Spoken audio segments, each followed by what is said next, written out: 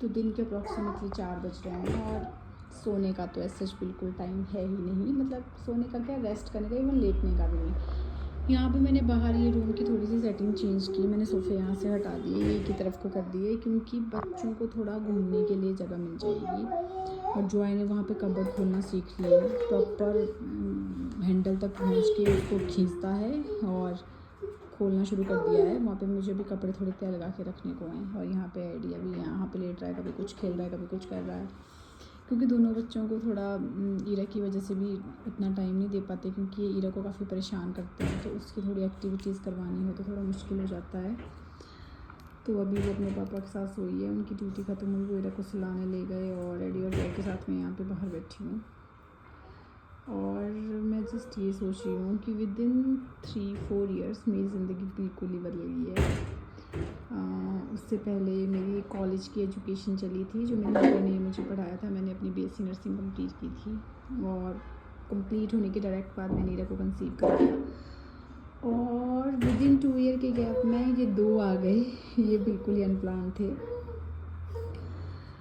तो as such mainly बच्चों को अकेले बड़ा करना मुश्किल काम है काफ़ी, लेकिन ऐसा नहीं है कि पॉसिबल नहीं है। हाँ, करियर आपको अपना बिल्कुल ही साइड रखना पड़ता है, आपको फुली फोकस्ड रहना पड़ता है। मतलब ऑलमोस्ट मुझे ईरा के साथ 22, 23, 24, 25, 4 साल तो ऐसे हो गए हैं कि उसमें वो लड़की मतलब कंटिन्यू मेरे साथ है। उसकी पूरी रूटीन मुझ पे या जगराज पे निर्भर करती है। और बच्चों ने तो इनका तो थोड़ा आना ही थोड़ा ऐसा था कि इन्होंने हमें आईसीयू दिखा दिया। पर अभी जब इनको इनकी रूटीन के हिसाब से कुछ सिखाना है, कुछ करना है, तो ईरा की रूटीन उसके साथ एडजस्ट करना काफ़ी मुश्किल सा लगता है।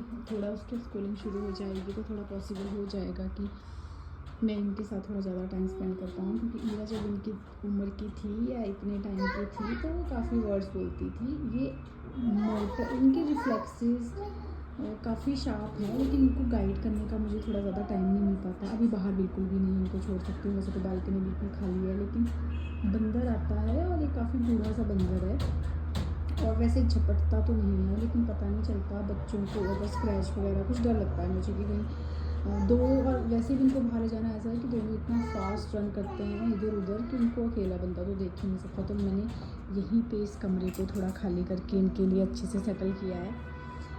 तो अभी यहाँ नए रूम में आने के बाद ईरा थोड़ी सी बैक टू प्रीवियस ट्रैक आ रही है। उसका थोड़ा सा वो नॉर्मल स्माइल और थोड़ी एक्टिविटीज़ वापस आ रही है। वो काफ़ी उलझ जाती है जब उसकी थोड़ी रूटीन चेंज होती है। और ईरा के 1, 2, 3, ये 4th प्लेस है ईरा का, जो विद इन 3.5 ईयर उसको देखना पड़ा है कंटिन्यू। मतलब 1.5 साल में उसको बच्चों के जैसी सेकंड प्रेगनेंसी के बाद ईरा को अप्रॉक्सीमेटली 2-3 जगह हमारे साथ साथ ही शिफ्ट होना पड़ा, तो उसके लिए वैसे ही काफ़ी प्रॉब्लमिस्टिक टाइम था। और एडी और जॉय कंपैरेटिवली अब काफ़ी ठीक है। थोड़ा अब गर्मी की वेदर आने वाली है, ठंड जॉय की पहली ठंड इसने मंडी में निकाली और सेकंड ठंड इसने नाना नानी के पास शिमला में, और दोनों ही ठंड इसके लिए डॉक्टर ने काफ़ी क्रूशियल बताई थी। फिर भी मुझे इसके लिए थोड़ा कॉन्शियस रहना पड़ता है, तो कंपैरेटिवली अब थोड़ा अच्छा रिस्पॉन्स करता है। वरना इसको जैसे आईसीयू में उन्होंने क्लेब्सिला निमोनिया कर दिया था, तो उसको थोड़ा था, इसको थोड़ा ठंडी, इसको सर्दी थोड़ा जल्दी लग जाती थी, ज़्यादा रिस्क रहते थे इसके बीमार होने के। पर चलो खैर टाइम निकल रहा है। तो कुल मिला के बात ये है कि बच्चे खुद ही बड़े करने पड़ते हैं। और गांव की लेडीज़ की तो मैंने मेरी मेंटालिटी ऐसी देखी है कि या तो वो बच्चों को आपके साथ पालने में हेल्प करेंगे अगर उनको अपना बेटा पसंद है या आप पसंद हो, और अगर आप दोनों ही पसंद नहीं हो तो आपको बच्चे खुद पालने पड़ेंगे। तो और दूसरी चीज़ क्या है कि मतलब बटरिंग और हाँ में हाँ मिलाने वाला एटीट्यूड थोड़ा ज़्यादा ठीक रहता है अगर आपको अपनी फैमिली चलानी है, थोड़ी किसी की हेल्प से, किसी के सपोर्ट से, और स्पेशली जब आपको जॉब करनी है। क्योंकि आप मानो या ना मानो, जब भी आफ्टर मैरिज आपके बिहेव के ऊपर बहुत डिपेंड करता है। अगर आप किसी के फेवरेट नहीं हो, किसी के हिसाब से नहीं चलते, तो ऑल्दो वो जब आप सिंगल हो, मतलब आपकी प्रेगनेंसी नहीं है तब तक तो आपके साथ वो नॉर्मल रहेंगे, लेकिन जैसे ही आपका कोई वीक फेस आएगा लोग एक्चुअल में अपने ट्रू कलर्स दिखाते हैं। वो बताते हैं कि वो कैसे हैं और वो हमसे क्या एक्सपेक्ट करते हैं, और वो चाहते हैं कि जब किसी का वो एक वीक फेस चला है तो वो एक्चुअल में अपनी डिमांड्स आपको उस वक्त एग्जैक्टली बता देंगे। और अगर सब पता नहीं, सबका अपना अपना रवैया रहता है बच्चों को पालने में, बच्चों को बड़ा करने में, लेकिन कुल मिला के बात ये है कि चीज़ें चलती रहती हैं, बच्चे बड़े हो रहे हैं। ओ नहीं धुम हो गई। हाँ कोई बात नहीं, आराम से चलो, ओके।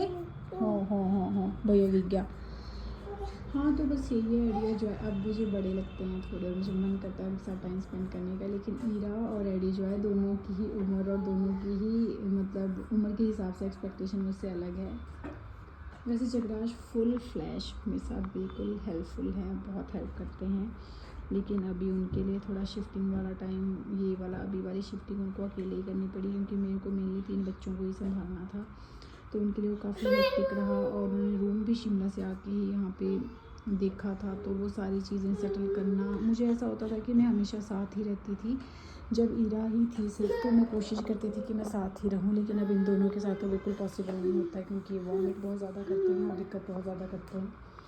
तो बस अब धीरे धीरे सेटिंग हो रही है इन कमरों में। पर लोग एक्चुअल में अपने एग्जैक्ट कलर आपको तभी बताते हैं जब आपकी एक जॉब करने की उम्र चली जाती है, क्योंकि क्या होता है ना, गाँव की मेंटालिटी में गवर्नमेंट जॉब वाले को ही थोड़ा सुप्रीम माना जाता है, बाकी जॉब्स तो उनके लिए नील बट्टा सन्नाटा है। तो एक आपकी अगर वो एज वो चली गई है, और साथ में अगर आपने प्रेगनेंसी देख ली है और आपको उनसे हेल्प चाहिए, या उनको लग रहा है कि यहाँ हमारी हेल्प के लिए यहाँ पे हम मेन हैं, तो वो एक्चुअल में आपको अपनी ट्रू सेल्फ बताएंगे कि वो क्या सोचते हैं, क्या फील करते हैं, और आपको वो किस हिसाब से इस वक्त सो कॉल्ड आपको मतलब बैड सिचुएशन में देख के कुछ लोगों को बहुत खुशी होती है कि नहीं अच्छा है जो हो रहा है। क्योंकि अगर आप अपने बच्चों की रेयरिंग में चॉइस रखते हो और अगर आप किसी की बात नहीं मानते, तो वो सो कॉल्ड वो एक साइकिल ब्रेकर का ही काम हो जाता है, और वो चीज़ किसी के लिए भी, स्पेशली एक माँ के लिए मुश्किल है, बहुत ही ज़्यादा मुश्किल। तो अगर आपने अपने बच्चों को एक बहुत ही ज़्यादा हैप्पी चाइल्ड बनाना है, जो एक ज़्यादा ज़रूरत है आज के ज़माने में रेदर देन कि सक्सेसफुल, और अगर आप उनके लिए स्टैंड लेते हो, उनको अपने हिसाब से पालना चाहते हो, मैं ये नहीं कहती कि जॉइंट फैमिली में लोग जो कहते हैं वो गलत होता है, पर जो एक माँ जो करती है या कहती है या जो उसने प्लान किया होता है, अगर उसके हिसाब से उसे कॉपरेशन कर दे कोई, तो वो कोई बुरी बात नहीं है।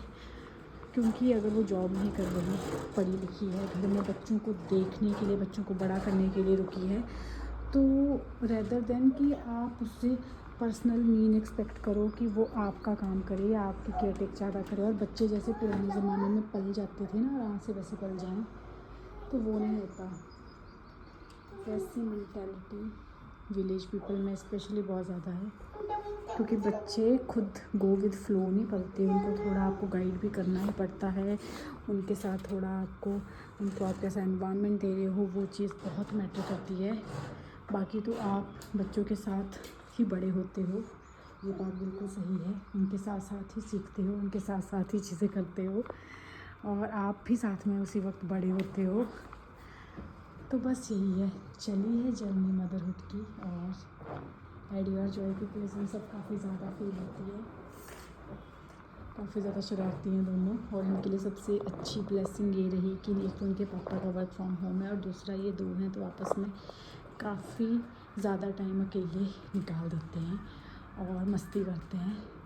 और ईरा के लिए थोड़ा सा टफ़ टाइम रहा है, लेकिन ईरा के लिए अब वैसे कोई शिफ्टिंग या कोई भी सिनेरियो चेंज नहीं करने वाले, क्योंकि अब फाइनल है। पहले हॉस्पिटल को लेके और काफ़ी चीज़ों को लेके हम बहुत डाइसी थे, और होपफुली विद गॉड ग्रेस अब सारी चीज़ें अच्छी हों, क्योंकि जगराज ने काफ़ी ज़्यादा सफ़र किया है अलोन भी और मेरे साथ भी, और मेरा तो चलो मदरहुड की जर्नी है, चली ही है, साथ साथ में अभी हो ही रही हैं चीज़ें, पर मैं नहीं चाहती कि इनके पापा को अब थोड़ा भी ज़्यादा स्ट्रेस आए, वो बस आराम से अपनी जॉब करें। जैसा सबके लिए वर्क फ्रॉम होम एक ईज़ी वे रहा है कि आराम से घर से काम करेंगे, जगराज के साथ वैसा कुछ भी नहीं हुआ। काफ़ी ज़्यादा हार्डशिप से उनको डील करना पड़ा और बस वो मेरे लिए बहुत ही ब्लेसिंग्स हैं। बहुत ही मतलब मैं नहीं कहती कि एक डायरेक्ट क्लियर कट मेरे साथ कोई भी इंसान उनके अलावा खड़ा है पूरी प्रेगनेंसी, पूरी मदरहुड जर्नी में। और हमारा बस एक ही प्लान था कि जब हम बच्चे डिलीवर करें या हम प्रेगनेंसी प्लान करें तो हम बच्चों को एक अच्छा भविष्य दे पाएँ। उस चीज़ के लिए हम पूरी मेहनत करेंगे। और मुझे इस चीज़ का एक्चुअल में इंटरनली बहुत डर रहता है कि पता नहीं कैसे परवरिश होगी, क्योंकि मोर देन फाइनेंशियल सिक्योरिटी तो चलो चाहिए ही चाहिए, लेकिन आपके पास अच्छे लोग, बच्चों के लिए अच्छा पिता होना, वो ज़्यादा मैटर करता है। और जगराज ने वो चीज़ बहुत ही अच्छे से निभाई है। तो बस मैं चाहती हूँ कि उनको थोड़ा रेस्ट मिले और had your Joy with time. साथ साथ में तो एक्सप्लोर कर रहे हैं, चीज़ें कर रहे हैं। और हीरा की स्कूलिंग शुरू होगी तो अब देखती हूँ कि चीज़ें कैसी चलती हैं, कैसी जाती हैं।